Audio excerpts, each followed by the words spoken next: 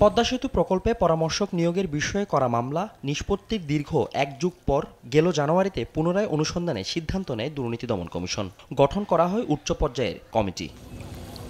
জানা যায় ২০১২ সালে পদ্মা সেতু প্রকল্পে বিশ্বব্যাংকের অর্থায়ন নিয়ে টানাপোড়েনের জেরে ৭ জনের বিরুদ্ধে দুর্নীতির অভিযোগ এনে মামলা করে দুদক। তবে ২০১৪ সালে অদৃশ্য কারণে মামলাটি পরিসমাপ্তি ঘোষণা করে তৎকালীন বদিউজ্জামান ও শাহাবুদ্দিন চুপ্পু কমিশন। পট পরিবর্তনের পর ফের অনুসন্ধানে নামে পুনর্গঠিত কমিশন। এতে তৎকালীন সেতু সচিব মোশাররফ হোসেন ভূঁইয়া সহ সংশ্লিষ্টদের দুর্নীতি অনিয়মের নানা নথিপত্র পায় দুদক। সংস্থাটির চেয়ারম্যানের দাবি, দুর্নীতির বেশ কিছু তথ্য প্রমাণ মিলেছে।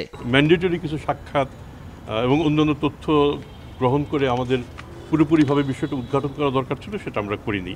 তো ফলশ্রুতিতে আমরা মনে করি যে আগের যে প্রতিবেদন বাধ্য হয়ে হোক আর যেভাবে হোক যে প্রতিবেদন দাখিল করা হয়েছে সেটি ত্রুটিপূর্ণ, অসম্পূর্ণ।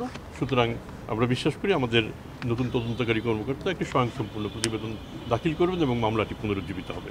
এই মামলার আসামিদের অব্যাহতির পিছনে তৎকালীন কমিশনের দায় আছে কিনা তাও খতিয়ে দেখার কথা জানান চেয়ারম্যান। বলেন, নতুন তদন্তে অন্য কারো সংশ্লিষ্টতা পেলে তাদেরকেও আইনের আওতায় আনা হবে। আমরা চেষ্টা করব যদি কমিশনের হাতে কোনো ভ্রান্তি, ত্রুটি, ব্যত্যয় ঘটে থাকে সেটাকে শনাক্ত করতে। এদিকে এনবিআরের সদস্য লুৎফুল আজিম সহ আরও ৫ জন কর্মকর্তার বিরুদ্ধে ঘুষ দুর্নীতির অভিযোগে অনুসন্ধান শুরু করেছে দুদক। জনাব লুৎফুল আজিম, সদস্য জাতীয় রাজস্ব বোর্ড; জনাব মোহাম্মদ আলমগীর হোসেন, সাবেক অতিরিক্ত মহাপরিচালক সিআইসি জাতীয় রাজস্ব বোর্ড; জনাব মোহাম্মদ শিহাবুল ইসলাম, উপকর কমিশনার, কর অঞ্চল ১৬ ঢাকা; এবং জনাব মোহাম্মদ তারেক হাসান, যুগ্ম কমিশনার জাতীয় রাজস্ব বোর্ড ঢাকার বিরুদ্ধে দুর্নীতি দমন কমিশন কর্তৃক তথ্য অনুসন্ধানের সিদ্ধান্ত গৃহীত হয়েছে। এই নিয়ে এনবিআরের ১১ জনের বিরুদ্ধে অনুসন্ধানে নেমেছে সংস্থাটি।